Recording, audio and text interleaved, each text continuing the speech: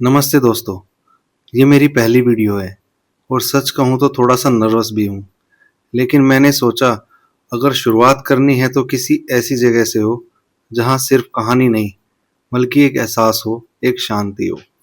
और इसीलिए आज मैं आपको ले चलने वाला हूँ एक ऐसी यात्रा पर जो सिर्फ पहाड़ों की चढ़ाई नहीं बल्कि श्रद्धा, विश्वास और एक रहस्य से भरी कहानी है। ये है माँ वैष्णो देवी की पवित्र यात्रा और एक ऐसा सच जिसके बिना यात्रा अधूरी मानी जाती है। कौन था भैरवनाथ और क्यों माता के दर्शन के बाद भी उसके मंदिर जाना जरूरी माना जाता है? आज हम जानेंगे इस पूरी कहानी को, शुरुआत से लेकर अंतिम पड़ाव तक। तो अगर आपने वीडियो यहाँ तक देख ली है तो लाइक, शेयर और सब्सक्राइब जरूर करें क्योंकि ये है सीक्रेट रहस्य।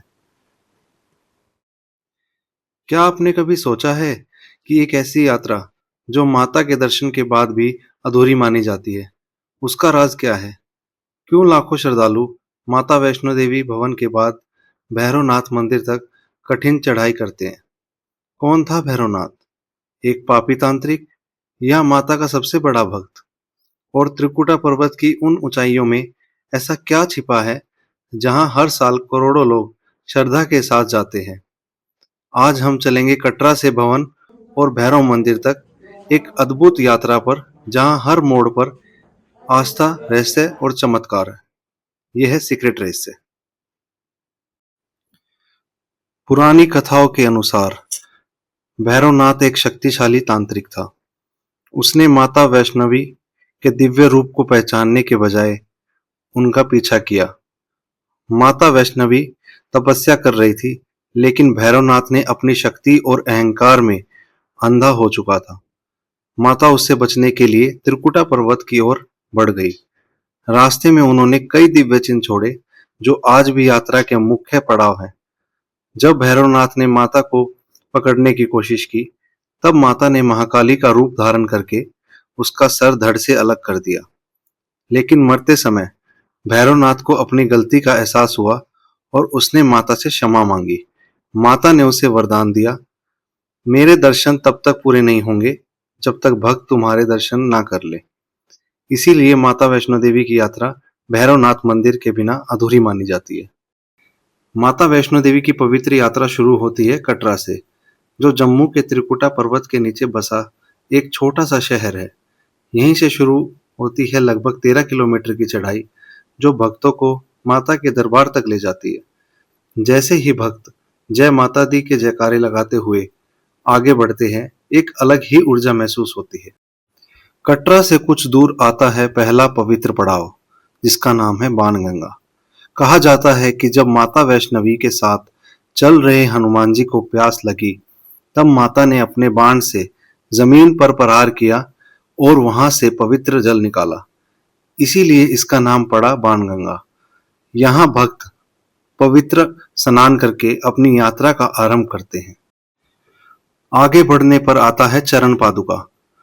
माना जाता है कि यहाँ माता ने पीछे मुड़कर भैरवनाथ को देखा था और उनके चरणों के निशान यहाँ पर प्रकट हुए। भक्तों के लिए यह स्थान माता के चरण स्पर्श का प्रतीक है। आगे बढ़ने पर आता है यात्रा का एक सबसे रहस्यमय और पवित्र स्थान, जिसका नाम है अर्धकुंवारी, जिसे गर्भजून गुफा भी कहा जाता है। कथा के अनुसार माता वैष्णवी ने भैरवनाथ से बचने के लिए इस गुफा में 9 महीने तपस्या की थी। यह गुफा मां के गर्भ का प्रतीक मानी जाती है। भक्त की संकारी गुफा से होकर निकलते हैं, जो पुनर्जन्म और पवित्रता का प्रतीक है। अर्धकुंवारी के बाद आता है सांझी छत, यात्रा का सबसे ऊंचा और खूबसूरत पॉइंट।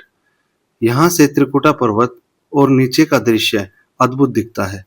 यह जगह थकान के बाद सुकून और प्रकृति का दिव्य रूप का एहसास करवाती है। लंबी चढ़ाई के बाद भक्त पहुंचते हैं माता वैष्णो देवी भवन, जहां माता 3 पिंडियों के रूप में विराजमान है, महाकाली, महालक्ष्मी और महासरस्वती।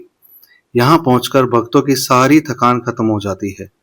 गुफा में माता के दर्शन एक ऐसी शांति देते हैं जो शब्दों में बयां नहीं करी जा सकती। लेकिन यात्रा यहीं समाप्त नहीं होती। माता के दर्शन के बाद भक्तों को लगभग 2 किलोमीटर और चढ़ाई करनी होती है भैरवनाथ मंदिर तक। रास्ता कठिन है, लेकिन मान्यता है कि भैरव बाबा के दर्शन के बिना यात्रा अधूरी है। यही वो स्थान है जहां माता ने भैरवनाथ का उद्धार किया था। भैरवनाथ मंदिर सिर्फ एक मंदिर ही नहीं, बल्कि अहंकार से मोक्ष तक की कहानी है। भैरवनाथ, जो पहले अहंकारी था, माता की कृपा से मोक्ष को प्राप्त हुआ। यह सीख देता है कि भक्ति और क्षमा से सबसे बड़ा पापी भी मुक्ति पा सकता है। माता वैष्णो देवी की यात्रा सिर्फ पहाड़ों की चढ़ाई नहीं, यह श्रद्धा, तपस्या और मुक्ति की यात्रा है। बाणगंगा से भवन और भैरव मंदिर तक हर पड़ाव एक कहानी कहता है, और शायद इसीलिए हर भक्त के होठों पर सिर्फ एक ही नाम होता है, जय माता दी। अगर आपको ये अद्भुत रहस्य और यात्रा की कहानी पसंद आई हो तो चैनल सीक्रेट रहस्य को सब्सक्राइब जरूर करें। मिलते हैं अगले रहस्य के साथ।